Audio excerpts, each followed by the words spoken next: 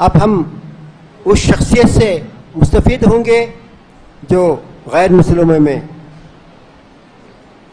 खुसूसी तौर पर और मुसलमानों में उमूमी तौर पर जो दाई का काम कर रहे हैं। ख़ासकर सरकार का बेल्ट भीमावरम, विशाखापट्टनम, गुंटूर, इस इलाके में मुसलमान इस्लाम से नाबलद हैं। जब मुसलमान ही मुकम्मल तौर पर इस्लाम से नाबलद हैं तो गैर मुस्लिमों के हालात क्या हैं, और मुसलमानों को मुरतद करने के सिलसिले में जो कोशिशें जारी हैं उसको ख़त्म करने के लिए हमारे एक नौजवान साथी बहुत खुशी हुई दे रही है। इस उम्र में आप जो दाई का काम कर रहे हैं और आप यूट्यूब में आपका सिद्दीक के नाम से जो मशहूर हैं वो अभी आपके सामने आएंगे और अपने काम के सिलसिले में और सीरत नबी सल्लल्लाहु अलैहि वसल्लम पर और हमको क्या करना चाहिए उस पर करेंगे। आप हैं जनरल सेक्रेटरी इस्लामिक एसोसिएशन माका भीमावरम। आपसे अदबन गुजारिश करता हूं कि आप आएँ और आज के इस जलसे में हम सबसे खिताब फरमाएं।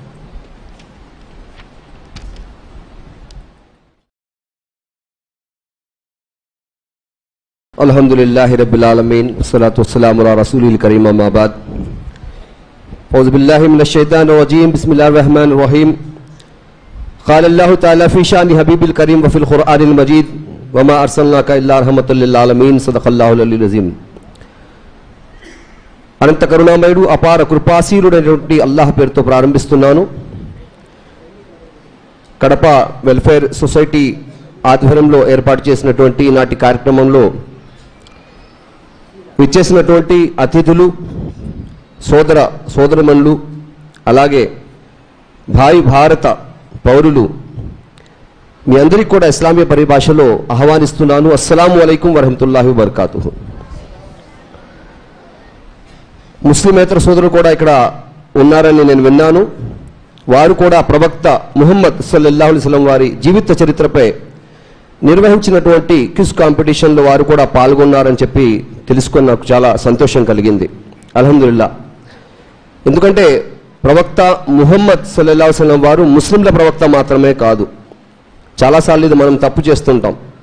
ఉర్దూలో ఏం చెప్తామండి, హమారే నబీ అంటాం, ఏ తో సబ్కే నబీ హై. ఇక్కడే రాంగ్ స్టెప్ వేస్తున్నాం.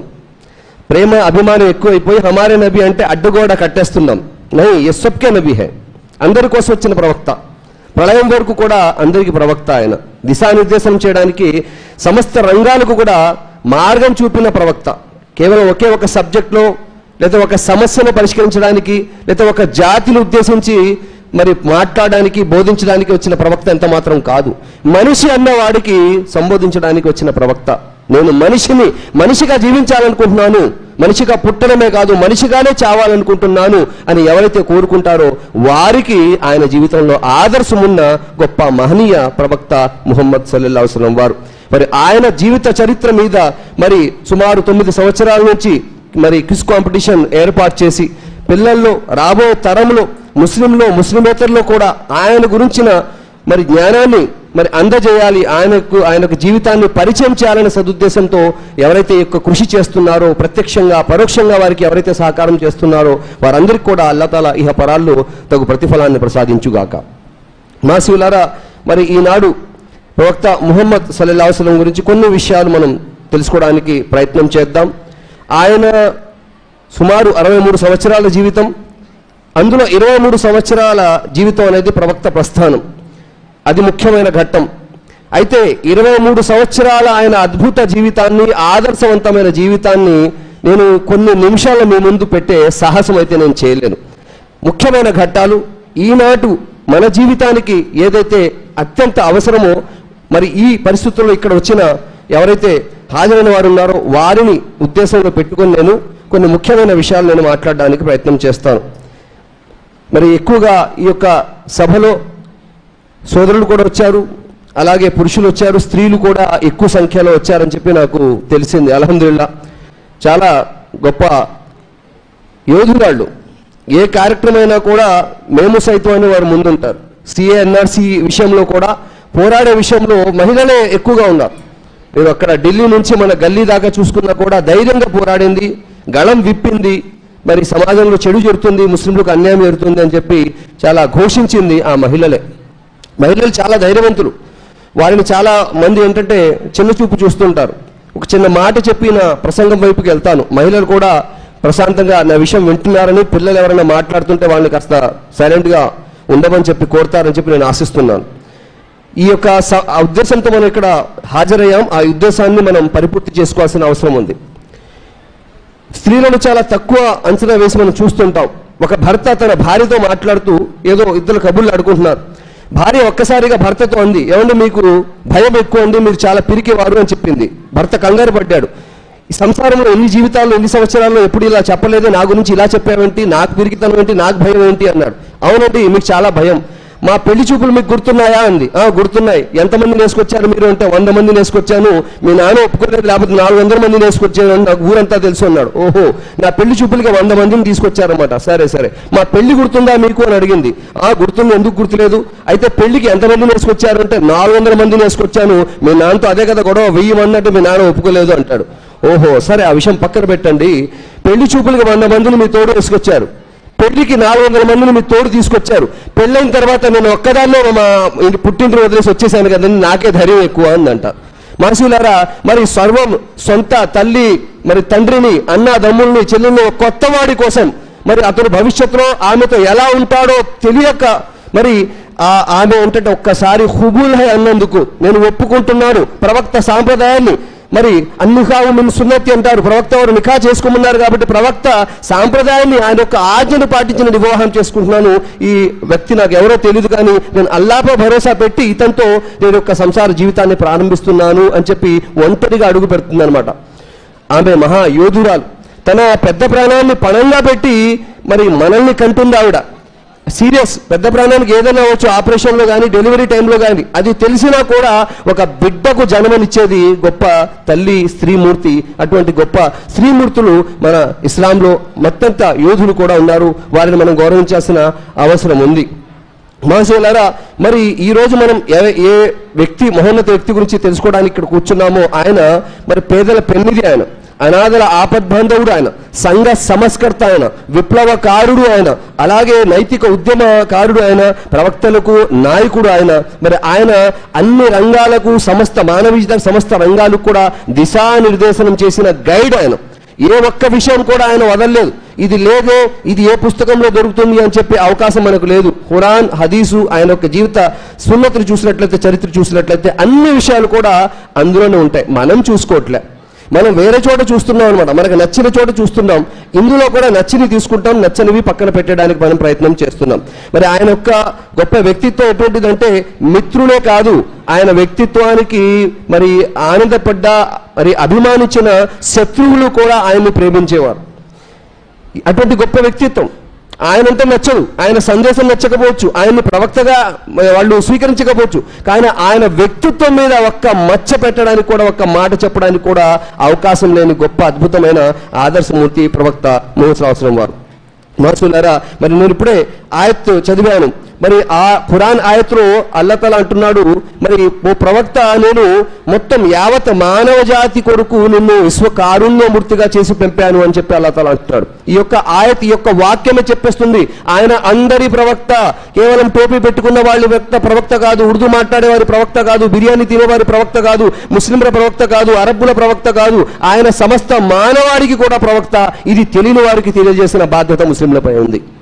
ఆ కార్యక్రమంలో భాగంగా బహుశా క్విజ్ కాంపిటీషన్ అనేది పెట్టడం, ఈ జల్సా కార్యక్రమం అనేది పెట్టడం, అల్లాహ్ తఆలా మన యొక్క కృషిని స్వీకరించుగాక. మహాశయులారా, మరి ఆయన్ని మరి ఎందుకు, ఆయన వ్యక్తిత్వాన్ని తెలుసుకోవాలి, ఆయన్ని ఎందుకు అనుసరించాలి అన్న దానికి కూడా ఖురాన్ మనకి క్లియర్ కట్ గా సమాధానం చెప్తుంది. సూరా అహ్జాబ్ లో లఖద్ కాన లకుం ఫీ రసూలిల్లాహి ఉస్వతున్ హసనా లిమన్ కాన యర్జుల్లాహ వల్ యౌమల్ ఆఖిర్ వ జకరల్లాహ కసీరా. విశ్వాసులారా, దైవ ప్రవక్త జీవితంలో మీ అందరి కొరకు ఒక మంచి ఆదర్శం ఉంది అని చెప్పి అల్లాహ్ తఆలా అంటున్నాడు. జనరల్ గా మనిషి చూస్తాడు, మనిషి ఎవరినో ఒకరు ఆదర్శంగా పెట్టుకుంటాడు, ఇన్స్పిరేషన్గా పెట్టుకుంటాడు, హీరోగా పెట్టుకుంటాడు. ఆ నచ్చిన హీరోకు తగ్గట్టుగా ఇతను కూడా ఫ్యాషన్ ఫాలో అవ్వడానికి ప్రయత్నం చేస్తాడు. ఒకరికి అమీర్ ఖాన్ హీరో కావచ్చు, సల్మాన్ ఖాన్ హీరో కావచ్చు, ఇంకొకరికి ఇంకో హీరో కావచ్చు. కానీ ఒక ముస్లింకి మాత్రం హీరో ప్రవక్త ముహమ్మద్ సల్లల్లాహు అలైహి వసల్లం వారు మాత్రమే. మరి ఆంతర్యంలో బాహ్యంలో అన్ని రకాలుగా కూడా ప్రవక్త ముహమ్మద్ సల్లల్లాహు అలైహి వసల్లం వారిని మనం ఫాలో చేయడానికి ప్రయత్నం చేయాల్సిన అవసరం ఉంది. మహాశివులారా, ఆయన గురించి గొప్ప గొప్ప మహామునులు ముస్లిమేతరులు కూడా మహాప్రవక్త ముహమ్మద్ సల్లల్లాహు అలైహి వసల్లం ఎంతటి గొప్పవారో మరి ఆయన గురించి అనేక పుస్తకాలు కూడా రాశారు. సమయం తక్కువగా ఉంది కాబట్టి ఆ లోతుల్లోకి నేను వెళ్ళట్లేదు. మహా పండితులు ఏమన్నారు, ఇతర మత గ్రంథాల్లో కూడా మహాప్రవక్త రాకడ గురించి ఆయన్ని అనుసరించమని చెప్పి ఏదైతే మరి భవిష్యవాణులు చెప్పడం జరిగిందో అవన్నీ కూడా ఉన్నాయి. కానీ మరొకసారి అవకాశాన్ని బట్టి దాని మీద చర్చించడానికి తెలుసుకోవడానికి ప్రయత్నం చేద్దాం. మరి ఒక సభ పెట్టినప్పుడు దాని మీద మాట్లాడడానికి ప్రయత్నం చేద్దాం ఇన్షాల్లా. మరి ఇక్కడ ఎక్కువగా మరి పిల్లలు ఉన్నారు కాబట్టి, వారి యొక్క తల్లిదండ్రులు ఉన్నారు కాబట్టి, పిల్లలకు తల్లిదండ్రులకు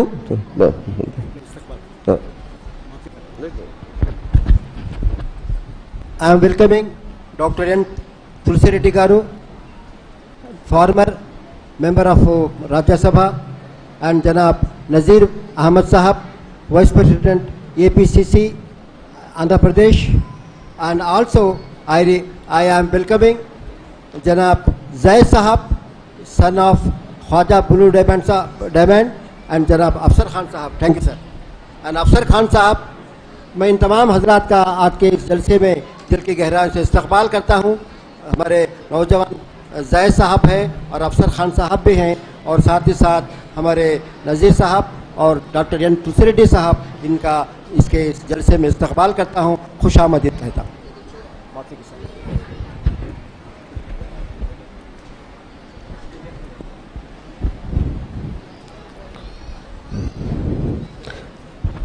అతిథుల స్వాగత అనంతరం మరియు నేను నా అంశం మీదకి వస్తున్నాను.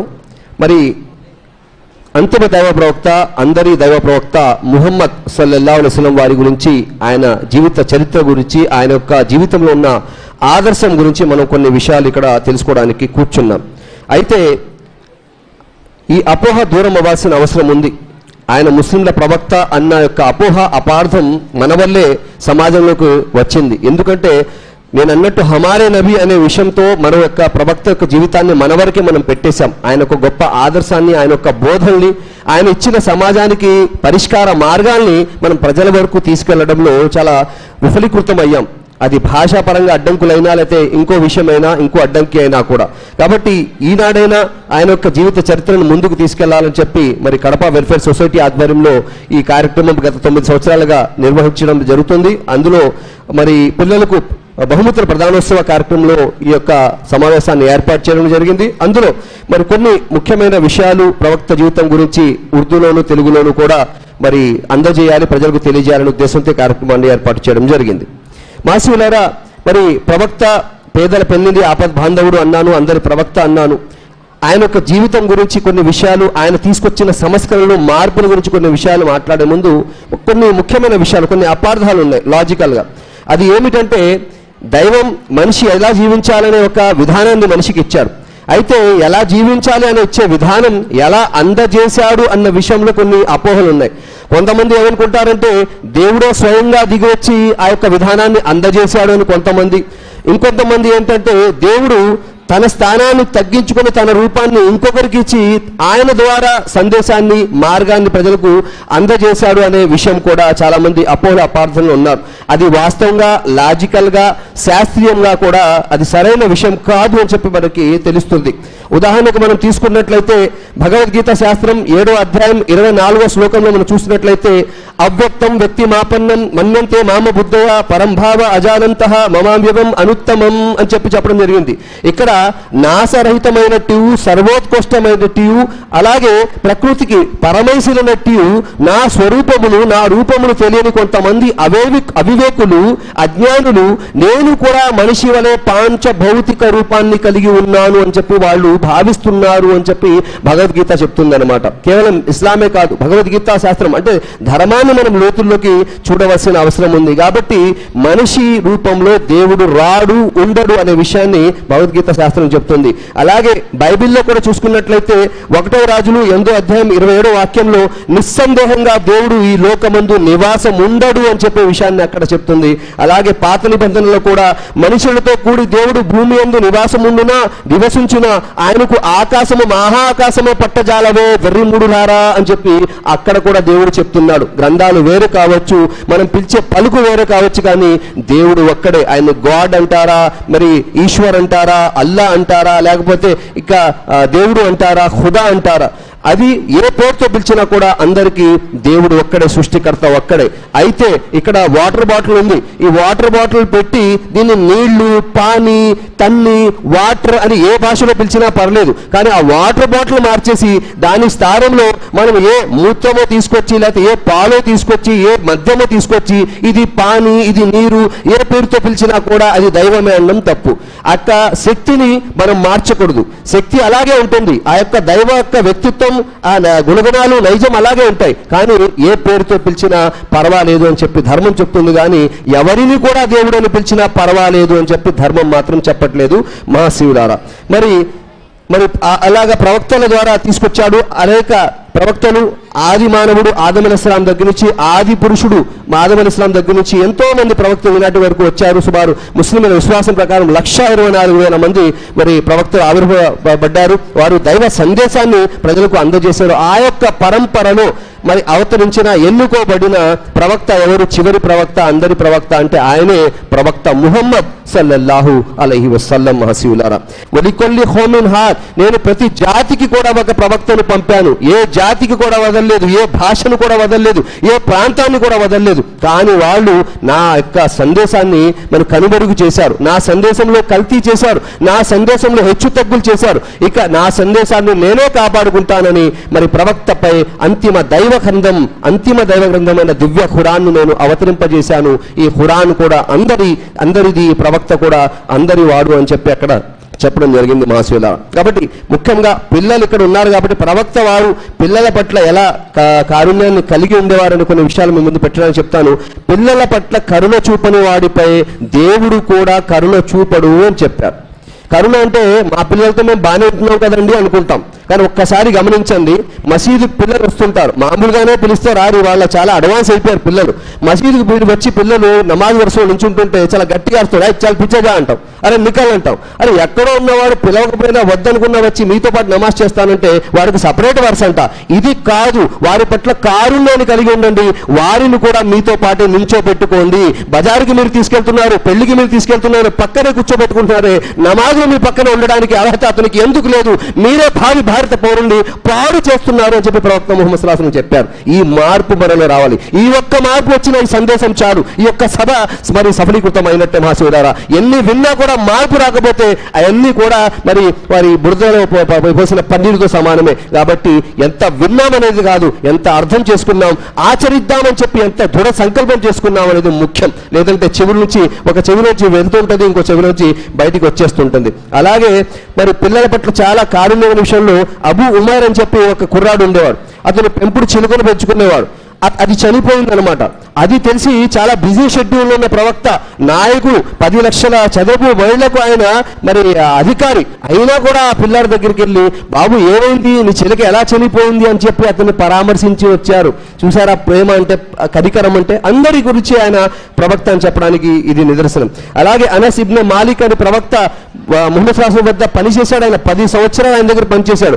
ఆయన అంటున్నాడు, 10 సంవత్సరాలు ఆయన నేను సేవ చేశాను, 10 సంవత్సరాల్లో ఏ రోజు కూడా ఏ ఒక్క క్షణంలో కూడా చీ అని చెప్పి నన్ను చీదరించుకోలేదు. చాలా సహనంతో నేను ఎన్ని తప్పులు చేసినా కూడా ఆయన నన్ను క్షమించేవారు అని చెప్పారు. కానీ వాళ్ళ ఇంట్లో ఉన్న పని మనుషులతో మనం ఎలా చేస్తాం? ఎంత గసురుకుంటాం, ఎంత తిట్టుకుంటాం. కాబట్టి మహర్షులారా ఆ కారుణ్యం మనలో రావాలి. ప్రవక్త గొప్ప అంటే సరిపోదు, ఆ గొప్పతనం మనలో కూడా రావాల్సిన అవసరం ఉంది. మన బోధనలు చూసి సందేశం చూసి ఎవరు మారరు, మన జీవితాన్ని మన వ్యక్తిత్వాన్ని చూసి జనం మారుతారు. ప్రవక్త విషయంలో కూడా అలాగే జరిగింది మహర్షులారా. అలాగే ప్రవక్త సంవత్సరం కాలంలో ఉమర్ ఇబ్న్ జైద్ అని చెప్పి ఒక 17 సంవత్సరాల కుర్రాడు ఉండేవాడు. మరి అతని యొక్క సలహాలు కూడా ప్రవక్త ముహమ్మద్ పాటించేవారు. మదీనా యొక్క డిఫెన్స్ కమాండర్ గా అతన్ని తయారు చేశారు. చాలా మంది ఏంటి చిన్న కుర్రవాడికి డిఫెన్స్ కమాండర్ ఇచ్చేశారంటే అని చెప్పారు. ఖబర్దార్, ఈ యొక్క కుర్రాన్ని ఎవరైనా మరి అనుసరించకపోతే, ఈయన యొక్క కమాండ్మెంట్స్ ని ఫాలో అవ్వకపోతే ఆయన తండ్రిని కూడా అవమానించినట్టే. ఈయన తండ్రి మన యొక్క ధర్మానికి చాలా సేవ చేశాడు సమాజానికి అని చెప్పి ప్రవక్త ముహమ్మద్ సల్లల్లాహు అలైహి వసల్లం అన్నారు. అలాగే కూతురు ఫాతిమా రజతాను ఇంటికి వచ్చినప్పుడు ప్రవక్త వారు లేచి నుంచొని చెయ్యి పట్టుకుని ముద్దాడి లోపలికి సాధారణంగా స్వాగతం పలికేవారంట. హజరత్ ఆయిషా వారు చెప్తున్నారు, కూతురుతో కూడా అంత ప్రేమ అనమాట. ఇది మాట ఎందుకు చెప్తున్నాను నొక్కి అంటే, కొడుకుతో ఉన్నంత ప్రేమ కూతురుతో ఉండదనమాట. సవతి ప్రేమ ఉంటుంది కూతురుతో. కొడుకు అంటే తెచ్చేవాడు, కూతురు అంటే తీసుకెళ్ళిపోద్ది అనమాట. కట్నం తెస్తాడు, కట్నం ఇవ్వాలి. నౌజుబిల్లాహి మినజ్ జాలిమీన్. కాబట్టి ఇటువంటి దుష్ట చర్యలకు, దుష్ట సాంప్రదాయానికి ఇస్లాం విరుద్ధం. మనం కట్నం ఇస్తాము, స్త్రీకి ఇస్తాం తప్ప స్త్రీ తీసుకునే వ్యవహారం కానీ ఆచారం కానీ ఇస్లాం ధర్మంలో లేదు మహాశయులారా. అలాగే హసన్ హుసేన్ ఇద్దరు మనవల్ని కూడా వీపి మీద కూర్చోబెట్టుకుని ఇంట్లో గుర్రపు స్వారీని చేసేవారు. అంత పెద్దది ఆయన అధికారి, ఆ యొక్క రాజు, ఆయన చక్రవర్తి, కానీ తన మనవల్ని కూర్చోబెట్టుకుని ఆయన స్వారీ చేస్తున్నారన్నమాట. మరి ఎంత ప్రేమ ఆయన పిల్లల పట్ల కలిగి ఉన్నారో ఒకసారి ఆలోచించాలి.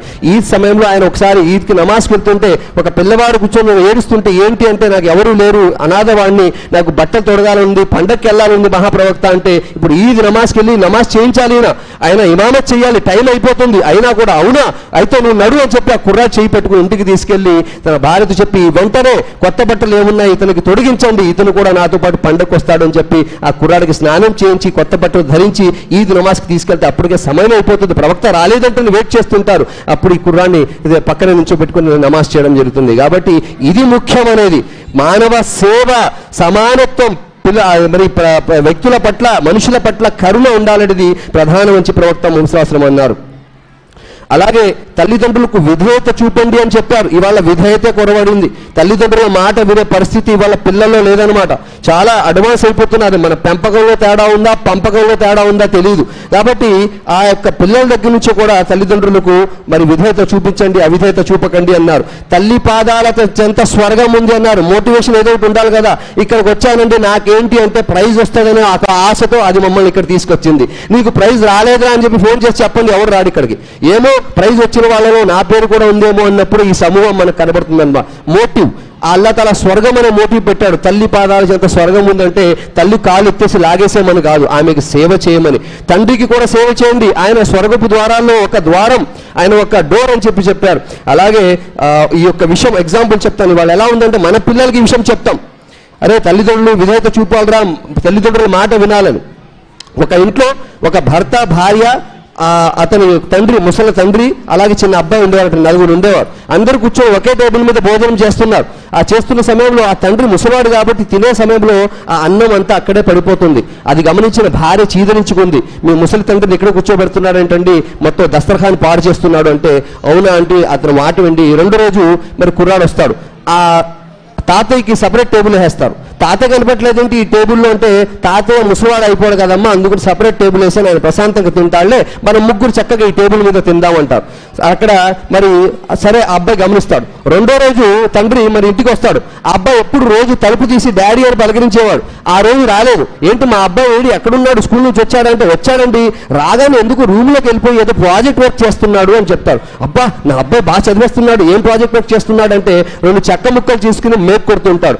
ఏంటైనా ఏం తయారు చేస్తున్నావు అంటే, టేబుల్ తయారు చేస్తున్నానా అంటాడు. టేబుల్ ఎందుకురా అంటే, మీరు ముసలివాడు అయిపోయిన తర్వాత మీకు సపరేట్ టేబుల్ వేయాలి కదా నాన్న అంటాడు. మీరు మీ తల్లిదండ్రులతో ఎలా వ్యవహరిస్తున్నారు, మీ పిల్లలు కూడా మీతో అలాగే వ్యవహరిస్తారు. మీరే వారికి రాచబాటేస్తున్నారు. మీ పిల్లలు మీ పట్ల విధేయత చూపాలంటే మీరు, నేను ముందుగా మన తల్లిదండ్రుల పట్ల విధేయత చూపాల్సిన అవసరం ఉంది. అదే విషయాన్ని ప్రవక్త ముహమ్మద్ సల్లల్లాహు అలైహి వసల్లం వారు తెలియజేస్తున్న మహసలారా. అలాగే మహిళను గౌరవించండి, ఆమె మీ తల్లి, చెల్లి, కూతురు అని చెప్పారు. మహిళ ఎవరైనా కూడా, ముస్లిం మహిళను గౌరవించండి అని చెప్పలేదు, మహిళ ఎవరైనా కూడా ఆమెను గౌరవించండి.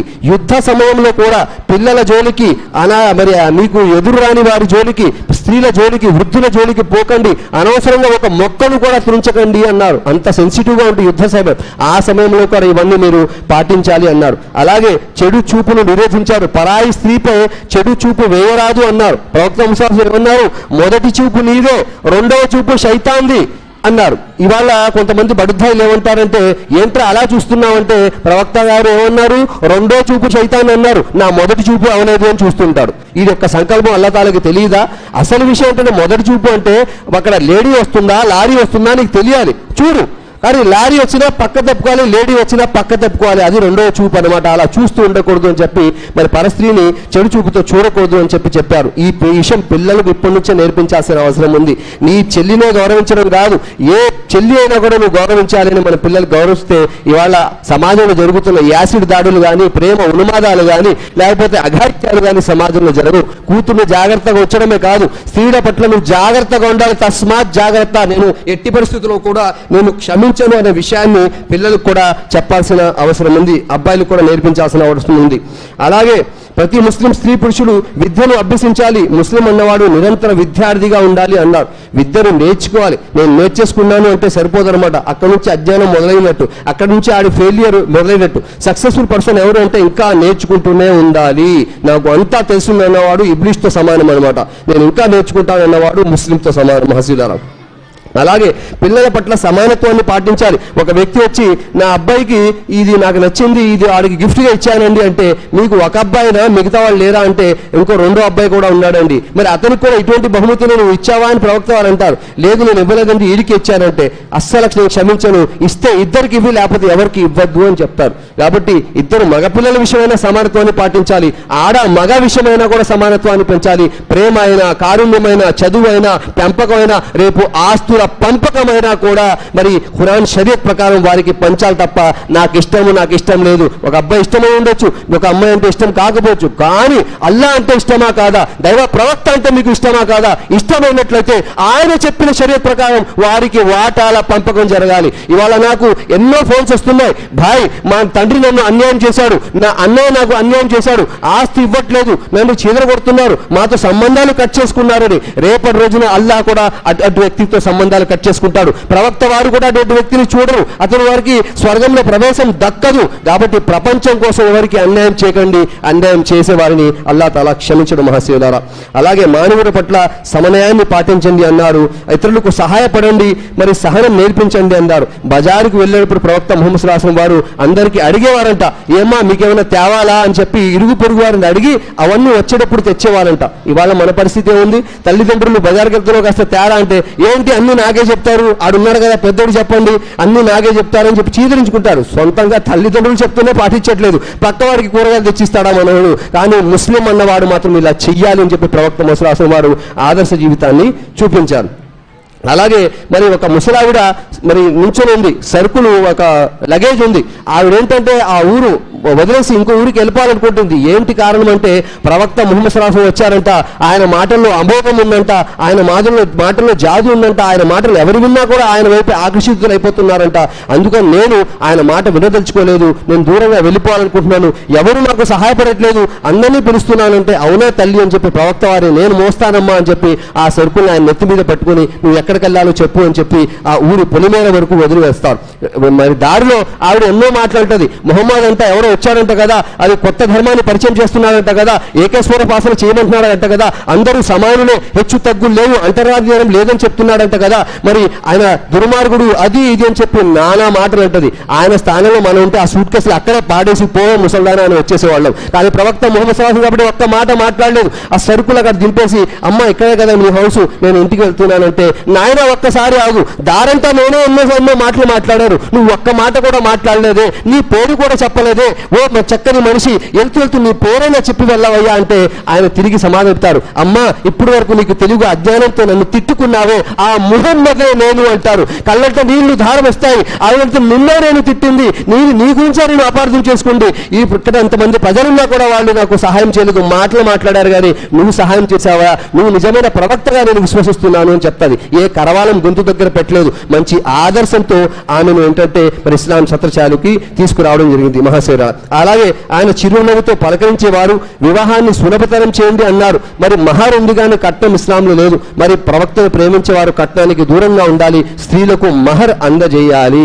మా కోడలు మా మాట వినట్లేదండి అని గోళ పెడతారు. అనేక సమస్యలు ఇప్పుడే అన్నారు, 900 మంది ఇష్యూస్, ఫ్యామిలీ ఇష్యూస్ మేము సాల్వ్ చేశానన్నారు. ఒక పక్క అరే సాల్వ్ చేసినందుకు వీళ్ళకి సంతోషపడాలి, కానీ 900 మంది ఫ్యామిలీ ఇష్యూస్ వచ్చినందుకు బాధపడాలి. ఇస్లాంని పాటిస్తే అసలు ఫ్యామిలీ ఇష్యూస్ రాకూడదు, సర్దుకుపోవాలి, అల్లాతో భయపడాలి. భర్త అయినా భార్య అయినా భయపడి వారి హక్కులను నెరవేర్చాలి. కానీ ఇవాళ ఎవరు భయపడకపోవడం వల్ల కేసెస్, కోర్టులో కేసెస్ ఎక్కువైపోతున్నాయి, షరియత్ పంచాయతీలు ఎక్కువైపోతున్నాయి. ఎందుకు జరుగుతుందంటే అల్లాహను ఇద్దరు పార్టీలు విశ్వసించకపోవడం, భయపడకపోవడం, లేదా ఇద్దరు పార్టీలు ఒక పార్టీ మేము వినమండి, షరియత్ మాకు వద్దండి అని చెప్పడం వల్ల ఈ సమస్యలు కోర్టు వరకు వెళ్తున్నాయి మాసూలరా. కాబట్టి అల్లాహతో భయపడాల్సిన అవసరం ఉంది. ప్రవక్త వారి ముందు, అల్లాహ్ ముందు, ఖురాన్ ముందు మన సమస్యను పెట్టి దాన్ని పరిష్కరించుకోవాల్సిన అవసరం ఎంతైనా ఉంది. అలాగే అల్లాహతో భయపడండి ఎల్లప్పుడూ అని చెప్పారు. మీరు ఎవరైతే అల్లాహతో భయపడతాడో ఆయనే ఉత్తముడు అని చెప్పారు. అంతేగాని ఆయన ఫలానా కుటుంబానికి చెందినవాడు, సయ్యదో, షేఖో, ఎమ్రియో వీళ్ళు గొప్ప అని చెప్పలేదు, డబ్బున్నవాడు గొప్ప చెప్పలేదు. అల్లాహతో, దైవంతో ఆయన చూస్తున్నాడని ఎక్కువగా ఎవరైతే భయపడతాడో ఆయనే ఉత్తముడు, నిజమైన ముస్లిం అన్నారు. కానీ బాధాకరమైన విషయం ఏంటంటే ఒక సీసీ కెమెరాని చూసి భయపడే అంత భయంలో కూడా 10% కూడా అల్లాహ్ చూస్తున్నాడు, దేవుడు చూస్తున్నాడు అని మనిషి భయపడకపోవడం వల్లే ఇవాళ పాపాలు జరుగుతున్నాయి. పాపం చేసే ముందు మనిషి ఎదర చూస్తాడు, వెనకాల చూస్తాడు, కుడివైపు చూస్తాడు, ఎడవైపు చూస్తాడు. ఎవడు లేడంటే అంత మంచివాడైనా పాపానికి ఒడిగట్టేస్తాడు. కానీ ఒక్కసారి ఆకాశం వైపు చూసి ఆయన చూస్తున్నాడు కదా అని పోలీస్ స్టేషన్ ని తన గుండెల్లో నిర్మించుకున్నవాడు మాత్రం ఎప్పుడు కూడా ఎవరు చూసినా చూడకపోయినా కూడా దైవ ధిక్కారానికి, సమాజ విద్రోహానికి పాల్పడ్డు, సమాజానికి కుదిరితే సహాయం చేస్తాడు, లేకపోతే నష్టం నుంచి దూరంగా ఉంటాడు, నష్టం చేయకుండా ఆయన ఉంటాడు మహసూలారా. కాబట్టి మరి చివరిగా ఆయన ఏమన్నారంటే ఖురాన్ చదవండి, ఆచరించండి, సందేశం ఇవ్వండి. ఖురాన్ కేవలం నమాజులో ఖిరాత్ చేయడానికి రాలే, ఖురాన్ సమాజాన్ని మార్చడానికి వచ్చింది. శైతాన్ని పడితే దాన్ని దూరం నెట్టివేయడానికి రాలే, మరి గృహ ప్రవేశాలు చదివితే మరి గర్భరాయి టైంలో చదవడానికి రాలే, మనిషి చనిపోతుంటే మరి చెవుల్లో సూర్య యాసిన్ చదవడానికి రాలే. మరి ఖురాన్ జీవితాలను మార్చడానికి వచ్చింది. మరి మృగంగా జీవిస్తున్న మనిషిని మనిషిగా మార్చడానికి వచ్చింది. నీ సృష్టికర్తను పరిచయం చేయడానికి వచ్చింది. మానవులంతా సమానమని చెప్పడానికి వచ్చింది. నీ జీవిత లక్ష్యం ఏంటో నిన్ను గుర్తు చేయడానికి వచ్చింది. ఆ లక్ష్యం దిశగా నువ్వు వెళ్ళకపోతే దేవుడికి జవాబు చెప్పుకోవాల్సి ఉంటుంది. ఈ జీవితం తర్వాత మరొక జీవితం ఉంది, అక్కడ లెక్క తీసుకుంటాడు, అక్కడ ఎవరు తప్పించుకోలేడు అని చెప్పి భయపెట్టడానికి వచ్చింది. మంచి వారికి స్వర్గం ఉంది అని చెప్పి శుభవార్త చెప్పడానికి వచ్చింది. చెడ్డవారికి, దుర్మార్గులకి, దౌర్జన్యులకి ఇహంలోను పరంలోను కూడా మరి కఠినమైన శిక్ష ఉంది, అక్కడ నరకం ఉంది అని చెప్పడానికి వచ్చింది. జీవితం ఎంత సత్యమో మృత్యు కూడా అంత సత్యమే. ఎక్కడి నుంచి వచ్చేసామో తిరిగి మళ్ళీ అక్కడికే వెళ్లాల్సి ఉంది. మన కర్మలే మనతో పాటు వస్తాయి. మన ఆస్తులు, మన మొబైల్, మన మంచాలు, మన ఏసీలు మనతో పాటు రావు. కాల్చి వచ్చేస్తారు, పూడ్చి వచ్చేస్తారు. కేవలం మన కర్మలే మనతో పాటు వస్తాయి. కాబట్టి ఆయన చూస్తున్నాడు, ఆయన లెక్క నుంచి నేను తప్పించుకోవాలని భయపడేవాడు నిజమైన విశ్వాసిగా, ముస్లింగా, సమాజానికి లాభకారిగా, సహాయకారిగా జీవిస్తాడు. లేదంటే అతను కూడా ఇతరుల వలె నష్టం చేస్తాడు. ప్రతి స్కామ్ లో ఇతరులతో పాటు ఇతని పేరు కూడా వస్తూ ఉంటుంది. పెద్ద తేడా ఉండదు. ఒకటి పేరు ఇంకోటి, ఇతని పేరు ఇంకోటి. పేరు పెట్టుకున్నంత మాత్రాన, ఇంకోటి పేరు ఇంకోదేదో, మీరు అబ్దుల్లా రెహమాన్ అన్న పెట్టుకున్నంత మాత్రాన అల్లా మిమ్మల్ని స్వర్గంలో ప్రవేశించడు. అంత అన్యాయానికి ఒడిగట్టడు.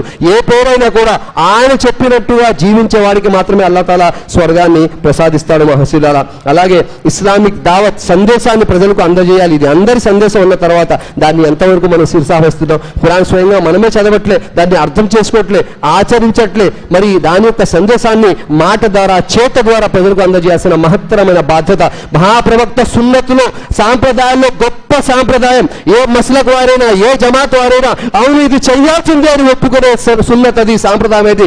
ఆయన ప్రతి ఒక్కరికి కూడా దైవ సందేశాన్ని ఇచ్చారు, దైవాన్ని పరిచయం చేశారు. ఈ జీవితానికి ఒక లక్ష్యం ఉందయ్యా, విచ్చలవిడి గుర్రంగా నువ్వు జీవించకయ్యా మరి అని చెప్పి ఆయన హితబోధ చేశారు. ప్రతి ఒక్కరిని కూడా నడుము పెట్టి నరకంలో పడకుండా నేను కాపాడడానికి వచ్చానని చెప్పి ప్రయత్నం చేశారు మాసూలారా. ఆ యొక్క సున్నతిని, ఆయన సాంప్రదాయాన్ని మనం వదిలేసాం. ఒక్కసారి ఆలోచించండి, బాధాకరంగా ఉంటుంది. ఒకసారి ఊహించుకోండి, ఒక మస్జిద్ నమాజ్ టైం అయింది, మొత్తం మస్జిద్ అంతా జమాత్తో నిండిపోయింది, మళ్ళీ అంతే మంది బయట వెయిట్ చేస్తున్నారు, అక్కడ చదవడానికి అవకాశం లేదు. ఈ జమాత్ అయిపోతే మేము లోపలికి వచ్చి మేము నమాజ్ చేస్తామని చెప్పి వెయిట్ చేస్తున్నారు వాళ్ళు. ఇటువంటి సందర్భం ఎక్కడైనా చూసారా?